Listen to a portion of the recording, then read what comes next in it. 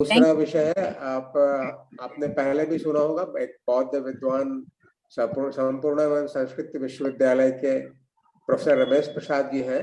पिछली बार हमने उन्हें धम्म सभा में नहीं बल्कि डॉक्टर अंबेडकर जी से संबंधित वो सत्र था और उन्होंने डॉक्टर अंबेडकर से संबंधित उनके पूरे जीवन चरित्र और उनकी उपलब्धियों पर बहुत अच्छी चर्चा की थी।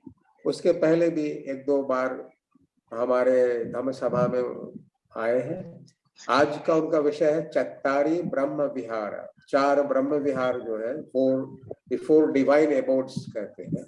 हम पहले भी सुन चुके हैं, लेकिन इनसे सुनने का एक विशेष आनंद होगा, जिसमें मेत्ता, करुणा, मुदिता, उपेक्षा पर इतनी अच्छी चर्चा हम फिर से सुनते हैं, बार बार सुनने योग्य है। तो आज हम चत्तारी ब्रह्म विहार पर प्रोफेसर रमेश प्रसाद जी से उसका विश्लेषण, उसकी चर्चा सुनते हैं। और आज के धम्मदेशना प्रकार का उनको आमंत्रित करते हैं, प्रोफेसर रमेश प्रसाद जी। धन्यवाद कैलाश जी। पहले मैं अपने धम्म श्रोताओं से कहूंगा कि अपना स्पीकर ऑफ कर दें, नहीं तो बीच बीच में जो है विघ्न उत्पन्न वो करता है। कृपया अपना स्पीकर ऑफ कर दें। नमो तस्य भगवतो अरहतो सम्मा सम्बुद्धस्य अनंत करुणापयं तथागत मनुत्रं वंदित्वा शीर्षा बुद्धं धम्मं साधुगणं पीछा। महाबोधि सोसाइटी ऑफ इंडिया द्वारा धम्म सभा का आयोजन पिछले कई रविवार से, मुझे लगता है सैकड़ों रविवार हो चुके हैं, चल रहा है। इसके सूत्रधार कहें या सर्वे सर्वा कहें, 2 महापुरुष हैं। एक महाबोधि सोसाइटी ऑफ इंडिया के महासचिव पूज्य भदंत सहृदय बुद्ध की प्रतिमूर्ति भदंत पी शिवली महाथेरो जी, और दूसरे जो व्यक्तित्व हैं वे महाबोधि सोसाइटी ऑफ इंडिया के अध्यक्ष डॉक्टर महेंद्र सिंह जी हैं। आप दोनों के कुशल निर्देशन में यह धम्म सभा चल रहा है। अध्यक्ष जी का तो लगातार अनवरत धम्म देशना भी चल रहा है। इन दोनों महानुभावों को मैं सर्वप्रथम नमन तथा वंदन करता हूं। साथ ही हमारे जो पूर्व 2 वक्ता हैं, शीलवंश थेरो जी और उपासका उषा बौद्ध जी, उनका आप लोगों ने धम्म प्रवचन सुना, उन्हें भी मैं प्रणाम निवेदित करता हूं। साथ ही इस जूम मीट में जुड़े हुए समस्त श्रोताओं को भी मैं प्रणाम करता हूं। धम्म चर्चा आरंभ कर रहा हूं।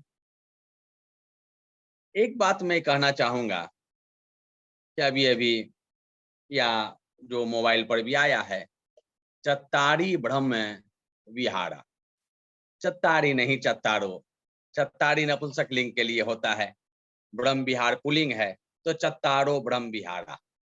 स्त्रीलिंग रहता तो चतस्सो होता, नपुंसक लिंग रहता तो चत्तारी होता। इसलिए चत्तारो ब्रह्म विहारा हम लोग बोलेंगे।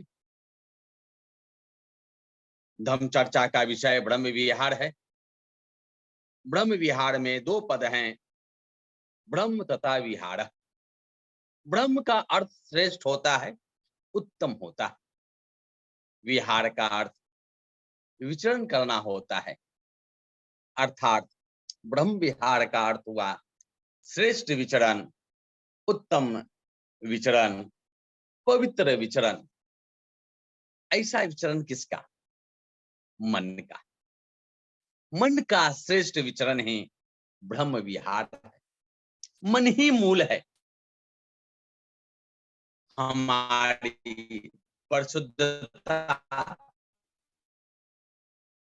हमारी पवित्रता, हमारी निर्मलता मन पर ही निर्भर है। अगर हमारा मन निर्मल है, मन परिशुद्ध है, मन पवित्र है, तब हमारी सारी एक्टिविटीज, सारे क्रियाकलाप निर्मल होंगे, परिशुद्ध होंगे। मन की ऐसी निर्मल अवस्था को, मन के ऐसे श्रेष्ठ विचरण को ब्रह्म विहार कहते हैं। मन में किसी प्रकार का द्वंद्व न हो, बिल्कुल मुक्त हो, और वह मुक्ति राग का हो, वह मुक्ति द्वेष का हो, वह मुक्ति अहंकार का। ऐसे निर्दोष, ऐसे निर्मल, ऐसे निर्द्वंद होकर विहार करना, विचरण करना ही ब्रह्म विहार। ऐसा विहार, ऐसे मन का विचरण ही श्रेष्ठ है। ऐसा मन का विचरण ही उत्तम है। ऐसा मन का विहार ही पवित्र है। इसलिए इसे ब्रह्म विहार कहा गया है। लेकिन अब प्रश्न उठता है कि ऐसा विचरण हो कैसे? हम कैसे निर्मल बने? हम कैसे पवित्र बने? हम कैसे निर्द्वंद होवें? इसके लिए 4 धम्म शास्त्रा बुद्ध ने बतलाए। वे 4 धम्म हैं, जैसा कि अभी कैलाश जी ने बताया, मेत्ता, करुणा, मुदिता तथा उपेक्षा, यानी friendliness, compassion, Joy and equanimity. इन्हीं 4 धम्मों का सामूहिक नाम ही ब्रह्म विहार है। ये चारों धम्म अत्यंत सुखदायक, परम कल्याण कारक हैं। परस्पर एक दूसरे के प्रति कैसे प्रेम भाव जगे, कैसे कोई दुखी न होवे, कैसे किसी की उन्नति में प्रसन्न होवे, और कैसे सबके प्रति, संपूर्ण जीव जगत के प्रति समभाव जगे। ऐसा परस्पर सुहृद भाव ही अपने अंदर जगाना ही ब्रह्म विहार है। अब एक एक करके ब्रह्म विहार के चारों धम्मों को, यानी मेत्ता, करुणा, मुदिता तथा उपेक्षा, इन धम्मों को देखते हैं, चर्चा करते हैं। मेत्ता पाली शब्द है। इसे हिंदी में मित्रता कहते हैं, मैत्री कहते हैं, अंग्रेजी में फ्रेंडलीनेस कहते हैं। मिजती स्नेहती मित्ता। ज्यादा हम पाली में नहीं बोलेंगे क्योंकि समय हमारे पास कम है, बात को अपना प्रस्तुत कर दें। स्नेह करने वाले धर्म को, मैत्री धर्म को मित्रता कहते हैं। एक दूसरे के प्रति जो स्नेह का भाव है वही मित्रता है। जो भाव स्वयं के प्रति रखते हैं वैसा ही भाव सभी प्राणियों के प्रति रखना ही मित्रता है, मित्रता है, मैत्री है। सुखिनो वा क्षेमिनो होन्तु सब्बे सत्ता भवन्तु सुखिता। सभी सुखी होवें, सभी का कल्याण हो, जितने भी प्राणी है सबका मंगल हो, सबका सुख हो, सबका हित हो।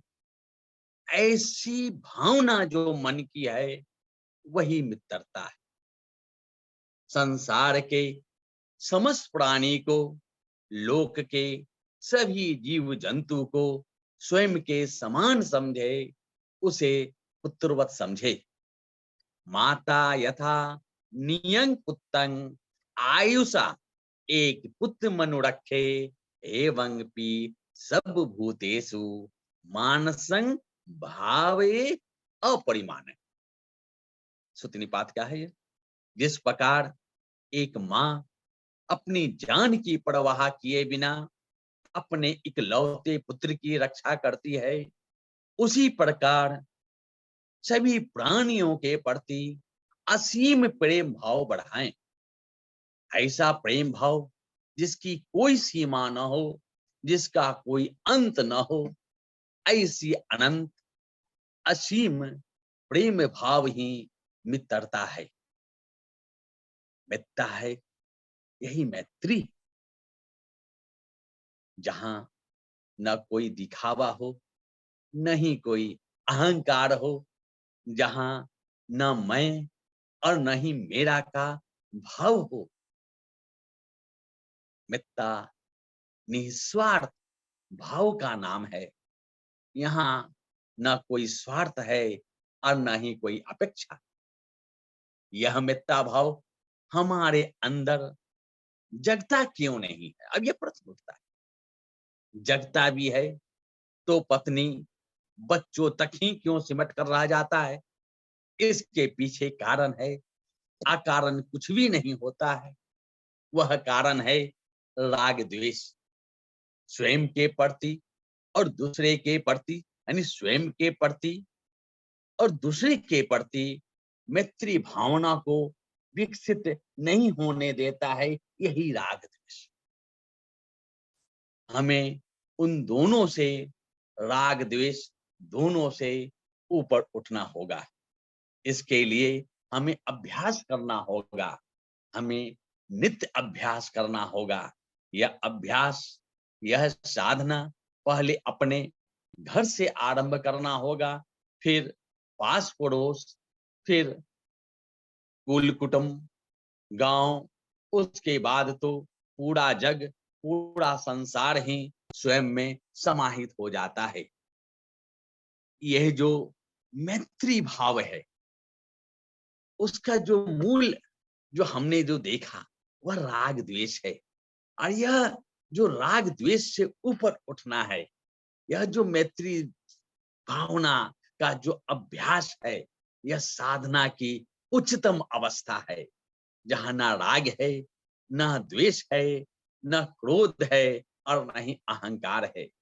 विरोध और शत्रुता की सारी दीवारें यहाँ गिर जाती है। केवल प्रेम, सिर्फ प्रेम, प्रेम ही प्रेम, यही सच्ची मित्रता है। अनवरत अभ्यास से, नित्य साधना से जब मैत्री भावना विकसित हो जाती है, तब ब्रह्म विहार के दूसरा धम, यानी करुणा का भाव स्वयं ही हमारे अंदर से बाहर आने लगता है, अंदर यह भाव जगने लगता है। करुणा को हम दया के रूप में समझते हैं, लेकिन करुणा सामान्य दया नहीं है। किसी दुखी को देखकर मन में यह भाव आना कि वह बहुत दुखी है, मन का ऐसा भाव दया तो हो सकती है, करुणा नहीं।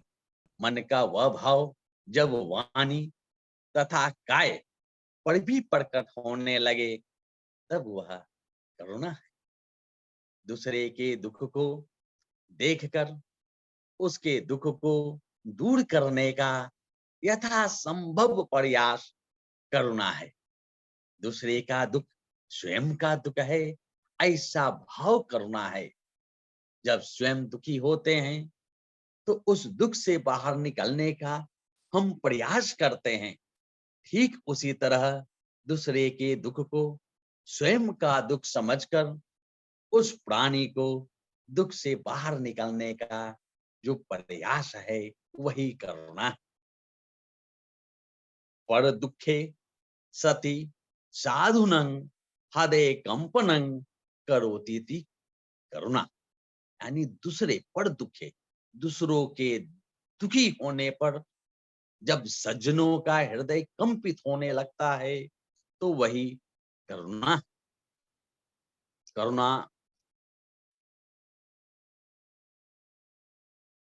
का आलंबन दुखी प्राणी है।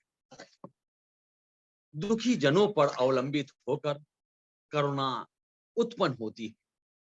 वैसे करुणा तो सभी प्राणियों में होती है, लेकिन उसकी मात्रा अलग अलग होती है। प्रत्येक व्यक्ति, पशु पक्षी अपनी संतान से प्रेम करता है। जब कभी भी उसे कष्ट होता है, तब उस संतान का कष्ट उसे स्वयं का कष्ट अनुभव होने लगता है। यही तो करुणा है। लेकिन यह संकुचित करुणा है, इसे विस्तार देना है। संतान से परिवार, परिवार से कुल खानदान, पास पड़ोस, गांव नगर, जनपद राष्ट्र, यहाँ तक कि संपूर्ण जगत के हर प्राणी मात्र तक ऐसी भावना को बढ़ाना ही बुद्ध की करुणा है। इसलिए बुद्ध को महाकारुणिक कहते हैं। बुद्ध की करुणा समाज के हर वर्ग पर समान रूप से बरसती थी, चाहे अम्बपाली गणिका हो अथवा दासी पुत्र पुण्यिका, उपाली नाई हो या भंगी सुनीत, चंडाल पुत्र सोपाक हो या डांकी डांको अंगुलीमाल, जिसकी कहानी अभी मैडम ने सुनाया, कीसा गौतमी हो अथवा पटाचारा, राजा बिंबिसार अजात शत्रु हो या संग भेद करने वाला देवदत्त सम्राट अशोक हो या महादानी अनाथ पिंडक, सब पर तथागत की करुणा बरसी, समान रूप से बरसी, न किसी पर कम न किसी पर ज्यादा। जो जैसा था वैसा पाया। शास्त्रा बुद्ध ने भी भेद नहीं किया, इसलिए उन्होंने धम्म की भाषा पाली को चुना, जो आम जनता की बोली थी। उस समय आम जनता जिस बोली का, जिस भाषा का प्रयोग करती थी, वह पाली भाषा ही थी, जिसमें भगवान बुद्ध ने अपनी देशना की। इसलिए दी कि ताकि सब लोग उनकी बातों को सुनकर उसे ग्रहण कर सके, उसे आत्मसात कर सके, उसके अपने जीवन में आश्रित कर सके, ताकि उसका कल्याण हो सके, उसका मंगल हो सके। इस धम्म सभा में हमने शास्त्रा की मैत्री देखी, तथागत की करुणा देखी। अब ब्रह्म विहार के तीसरे धम्म मुदिता पर चर्चा करते हैं। मुदिता का अर्थ प्रसन्नता होता है। मुदिता का आलंबन सुखी प्राणी, सुखी प्राणियों को देखकर खुश होना, प्रसन्न होना ही मुदिता है। दूसरे के यश, ऐश्वर्य, धन, संपत्ति से अपने अंदर ईर्ष्या का भाव उत्पन्न न होने देना ही मुदिता है। ईर्ष्या जो है मुदिता का विपरीत धर्म है। जहां मुदिता नहीं है वहां ईर्ष्या है। जब हमारी संतान को, पुत्र पुत्री को यश प्राप्त होता है, किसी परीक्षा में वह पास होता है, उसे कोई पुरस्कार मिलता है, किसी बिजनेस में वह तरक्की करता है, तो हम उसकी सफलता में स्वयं को सफल समझते हैं। उसकी प्रसन्नता में, उसकी खुशी में उससे भी अधिक खुश और प्रसन्न दिखते हैं। ऐसी खुशी, ऐसी प्रसन्नता, मन का ऐसा प्रफुल्लित भाव ही मुदिता है।